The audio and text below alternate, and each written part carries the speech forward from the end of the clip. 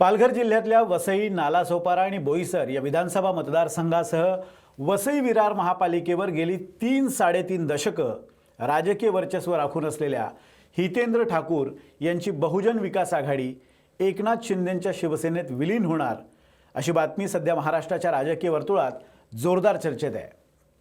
माजी आमदार हितेंद्र ठाकूर यांचे पुत्र क्षितिज ठाकूर जे स्वतः 2 टर्म आमदार राहिलेत, त्यांना ठाणे पालघर विधान परिषदेची उमेदवारी देऊन निवडून आणण्याच्या बदल्यात हितेंद्र ठाकूरांचा पक्ष असलेली बविया ही शिवसेनेत विलीन करण्याबाबतचा हा प्रस्ताव असल्याचं बोललं जातंय। पण प्रश्न असा आहे की फक्त एका निवडणुकीत ठाकूर पितापुत्रांचा पराभव झाला म्हणून हितेंद्र ठाकूर हे थेट शिवसेनेत आपला पक्ष विलीन करतील का? की विलीनीकरणाची ही बातमी येण्यामागे काही वेगळी कारणं आहेत, असे अनेक प्रश्न या बातमीने उपस्थित केलेत आणि याच सगळ्या प्रश्नांची उत्तरं जाणून घेण्याचा आज आपण प्रयत्न करणार आहोत। नमस्कार, मी विनोद तळेकर। NDTV मराठीच्या डिजिटल प्लॅटफॉर्मवर आपलं स्वागत आहे। तर प्रश्न असा आहे की नेमकं ठाणे पालघरमध्ये असं काय घडतंय, काय राजकीय घडामोडी घडतायत? आपल्याला माहिती आहे की विधान परिषदेच्या 17 सदस्यांसाठी निवडणुकीची घोषणा झाली आहे। विधान परिषदेवर निवडून जाणारे हे आमदार स्थानिक स्वराज्य संस्थांच्या कोट्यातून निवडून जाणार आहेत। म्हणजे त्या जिल्ह्यांमधल्या ज्या स्थानिक स्वराज्य संस्था असतात, महापालिका, नगरपालिका, पंचायत समिती, जिल्हा परिषदा, या सगळ्या स्थानिक स्वराज्य संस्थांमधील निवडून आलेले सदस्य, नगरसेवक हे या निवडणुकीत मतदान करणार आहेत। म्हणजे त्यांच्या कोट्यातून हे आमदार निवडून जाणार आहेत। आता ठाणे पालघर स्थानिक स्वराज्य संस्था मतदारसंघाचा सुद्धा या 17 जागांमध्ये समावेश आहे। ठाणे आणि पालघर हा एक मतदारसंघ आहे, पण दोन्ही जरी जिल्हे वेगळे असले तरी विधान परिषदेचा तो एक मतदारसंघ आहे। ठाणे हा शिंदेंच्या शिवसेनेचा बालेकिल्ला आहे, एक प्रकारे शिवसेनेचं हे हेडक्वार्टर जणू। तर आपल्या या बालेकिल्ल्यात आपलं वर्चस्व असावं ही शिंदेंची इच्छा आहे। अर्थात कुठल्याही बड्या नेत्याला आपल्या जिल्ह्यात आपलाच प्रभाव असावा अशी इच्छा असतेच, तसंच हे सुद्धा आहे। पण ठाणे आणि पालघरमध्ये स्थानिक स्वराज्य संस्थांमध्ये सध्या शिवसेनेपेक्षा भाजपची ताकद अधिक आहे। त्यामुळे भाजपला सुद्धा या दोन्ही जिल्ह्यांवर आपलं वर्चस्व हवं आहे। ठाणे आणि पालघरच्या भाजपच्या नेत्यांचं असं म्हणणं आहे की आपल्याकडे या दोन्ही जिल्ह्यातल्या स्थानिक स्वराज्य संस्थांमध्ये शिंदेंच्या शिवसेनेपेक्षा मतांचं संख्याबळ जास्त आहे। मतांचं संख्याबळ जास्त म्हणजे काय, तर इथल्या स्थानिक स्वराज्य संस्थांमध्ये आपले सदस्य, नगरसेवक जास्त आहेत। मग तरीसुद्धा विधान परिषदेची ही जागा आपण उपमुख्यमंत्री एकनाथ शिंदेंच्या शिवसेनेला का सोडायची? प्रश्न व्हॅलिड आहे आणि हाच प्रश्न भाजपच्या स्थानिक नेत्यांनी त्यांच्या पक्षश्रेष्ठींपुढे उपस्थित केला आहे। म्हणजे अगोदरच ठाणे किंवा कल्याण डोंबिवली महापालिकेत भाजपच्या नगरसेवकांना जी वागणूक दिली जाते त्यावर भाजपचे स्थानिक नेते नाखुश आहेत। तिथल्या नगरसेवकांना निधी मिळत नाही आहे, उलट भरभरून निधी शिवसेनेच्या नगरसेवकांना दिला जातोय। मीरा भाईंदरमध्ये सुद्धा भाजप आणि शिवसेनेत उघड राजकीय संघर्ष आहे आणि अशा वेळी शिवसेनेच्या रवींद्र फाटकांना, म्हणजे तिथे आमदार तेच होते, तर या रवींद्र पाठकांना पुन्हा एकदा उमेदवारी नको अशी भाजपच्या स्थानिक नेत्यांची भूमिका आहे। फक्त ती भूमिका त्यांनी स्वतःपुरतीच मर्यादित ठेवलेली नाही आहे, तर ठाणे, नवी मुंबई आणि मीरा भाईंदरमधल्या काही पदाधिकाऱ्यांना सोबत घेत तिथल्या स्थानिक नेत्यांनी प्रदेशाध्यक्ष रवींद्र चव्हाण आणि वनमंत्री गणेश नाईकांची भेट घेतली। या सगळ्यांचं म्हणणं असं आहे की ठाणे लोकसभेत सर्वाधिक आमदार भाजपचे, तरीसुद्धा लोकसभा मतदारसंघ आपण शिवसेनेला दिला, तिथून नरेश मस्के निवडून आले। पुढे ठाणे आणि कल्याण डोंबिवली महानगरपालिका निवडणूक स्वतंत्र लढवण्याची आपली इच्छा होती, आम्ही तशी इच्छा तुमच्याकडे बोलून पण दाखवली होती, पण तरीसुद्धा शिंदेंनी दिल्ली दौरा केला, अमित शहांची भेट घेतली आणि त्यानंतर थेट दिल्लीतून आदेश आला की शक्य त्या सगळ्या महानगरपालिकांमध्ये शिंदेंच्या शिवसेनेला सोबत घ्या। त्यामुळे नाईलाजास्तव त्यावेळीसुद्धा आम्हाला शिवसेनेसोबत युती करावी लागली असं या नेत्यांचं म्हणणं होतं। आता या सगळ्या महानगरपालिकांमध्ये शिवसेनेसोबत भाजप सत्तेतसुद्धा आहे, ठाणे, कल्याण डोंबिवली, पण तरीसुद्धा सत्ताधारी बाकावर असूनही भाजपच्या नगरसेवकांना पुरेसा निधी मिळत नाही आहे, दुजेपणाची वागणूक दिली जाते। त्यामुळे भाजपच्या स्थानिक नेत्यांचा शिवसेनेला विरोध आहे आणि या सगळ्या पार्श्वभूमीवर आपल्याकडे असलेला ठाणे पालघर मतदारसंघ पुन्हा आपल्याकडेच राहावा यासाठी शिंदेंनी जोरदार फिल्डिंग लावली आहे आणि म्हणूनच हितेंद्र ठाकूरांची शिवसेनेला गरज आहे. कशी ते सांगतोच, पण त्याआधी या निवडणुकीतला मतांचं गणित आपण पाहूया. विशेष करून ठाणे पालघरमधलं. ठाणे आणि पालघर या दोन जिल्ह्यांमधल्या महानगरपालिका असतील किंवा नगरपालिका असतील, इतर स्थानिक स्वराज्य संस्था असतील, यामध्ये भाजपचे एकूण नगरसेवक किंवा सदस्य किती आहेत तर 444.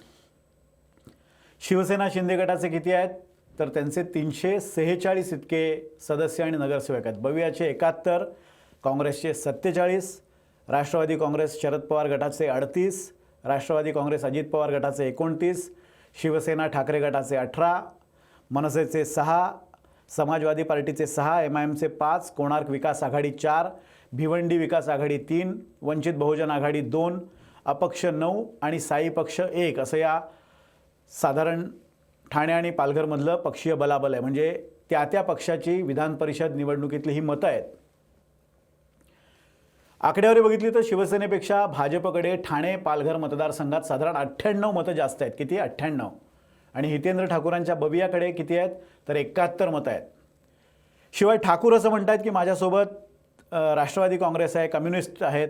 आता राष्ट्रवादी काँग्रेसचे महापालिकेत नगरसेवक किती आहेत शरद पवार गटाचे तर त्यांच्याकडे 38 मतं आहेत. म्हणजे ठाकूर आणि राष्ट्रवादी यांची जर मतं एकत्र केली तर त्याची बेरीज 109 होते. आणि त्यात शिवसेनेचे 346 सदस्य मिळवा म्हणजे हा आकडा होतो 455.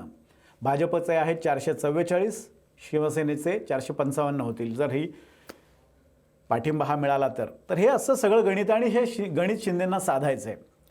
तरच त्यांचा या मतदारसंघावरच्या उमेदवारीवरचा दावा प्रबळ होईल. कारण भाजपला सुद्धा हा मतदारसंघ हवा आहे आणि शिंदेंना तरच इथून पुन्हा एकदा रवींद्र फाटकांना उमेदवारी देता येईल. खरं तर त्यांनाच ती उमेदवारी द्यायची आहे. त्यामुळे बवियाच्या मतांची बेगमी करण्याची जबाबदारी पण या फाटक यांच्यावरच सोपवण्यात आली आहे. मग फाटकांनी काल हितेंद्र ठाकूर आणि क्षितिज ठाकूरांची भेट घेतली. या भेटीचे फोटोसुद्धा बाहेर आले. हे फोटो बाहेर येताच भाजप सावध झाली. कारण हे गणित शिंदेंनी जर जमवलं तर ठाणे पालघर उमेदवारीवरचा भाजपचा दावा ढिला पडू शकतो याची कल्पना भाजपच्या स्थानिक नेत्यांना आली. आणि इथंच खरी गोम आहे. कारण शिवसेना आणि बवियाचं साटय लोटं होतंय हे भाजपच्या लक्षात आलं आणि त्यानंतर थेट बातमी आली की बवियाचं शिवसेनेत विलिनीकरण होणार आणि त्या बदल्यात हितेंद्र ठाकूरांचे चिरंजीव क्षितिज ठाकूरांना ठाणे पालघर मतदारसंघातून विधान परिषदेची उमेदवारी मिळणार आणि रवी फाटकांचा पत्ता कट होणार. आज दिवसभर ही बातमी आपण पाहिली असेल, विविध अँगलनी ती ऐकली असेल, त्याच्यावरच्या रिॲक्शन्स बघितले असतील. आता या बातमीच्या टायमिंगवरून त्यामागचं राजकारण तुमच्या लक्षात आलं असेलच, मी काही वेगळं सांगत नाही. तर आता प्रश्न असा आहे की बवियाच्या म्हणजे बहुजन विकास आघाडीच्या शिवसेनेत विलिनीकरणाची जी बातमी आली आहे ती खरी आहे का? तर माझी जी माहिती आहे आणि मी स्थानिक रिपोर्टरबरोबर जेव्हा बोललो तेव्हा त्यांनी जी माहिती दिली त्यानुसार असं काहीही घडणार नाही आहे. त्यामागचं लॉजिक पण सांगतो. तर वसई विरार महापालिकेत सध्या बहुजन विकास आघाडीची सत्ता आहे. त्यांचा महापौर तिथे बसलेला आहे. यापूर्वी 6 टर्म हितेंद्र ठाकूर हे वसई मतदारसंघातून आमदार म्हणून निवडून आलेत. यावेळी त्यांचे कट्टर विरोधक असलेल्या श्रमजीवी संघटनेचे नेते विवेक पंडित यांच्या मुलीनं म्हणजे स्नेहा दुबे यांनी भाजपकडून ऐनवेळी तिकीट मिळवत त्यांचा पराभव केला. हितेंद्र ठाकूरांचे पुत्र क्षितिज ठाकूर यांचाही भाजपच्या राजन नाईकांनी शेजारच्या नालासोपारा मतदारसंघातून पराभव केला. कदाचित तुम्हाला तो प्रसंग आठवत असेल. विनोद तावडे एका हॉटेलमध्ये बसले होते आणि मग तिथे जो ड्रामा झाला तो सगळा तर तो मतदारसंघ.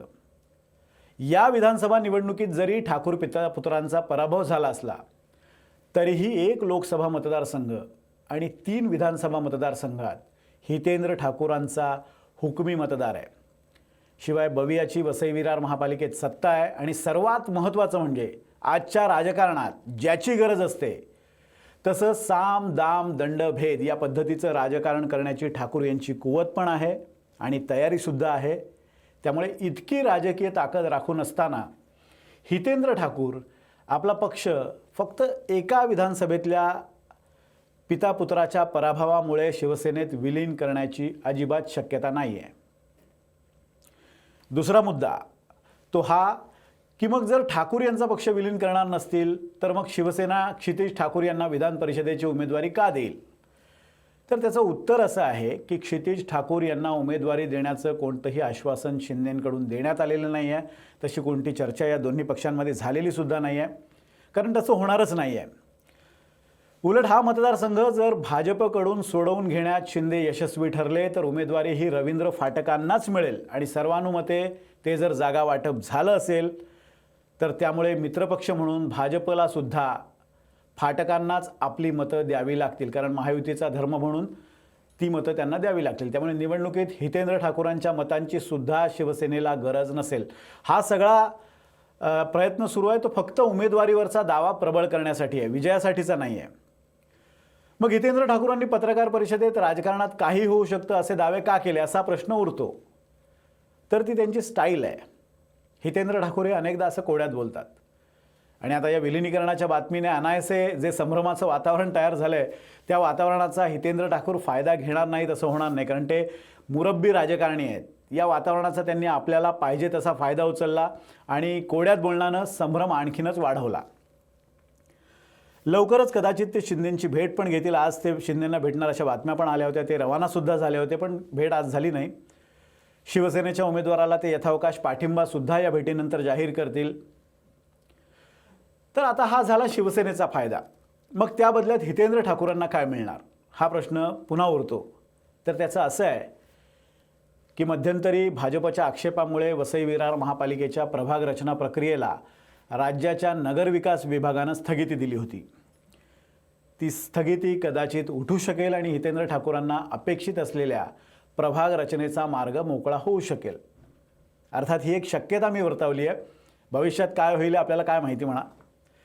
त्यामुळे जरी बवियाच्या विलिनीकरणाची बातमी आली असली तरी आणि त्या अनुषंगानं भेटीगाठी होत असल्याचं बोललं जात असलं तरी भाजपवर कुरघोडी करण्याच्या प्रयत्नांचा हा भाग असावा असा माझा अंदाज आहे.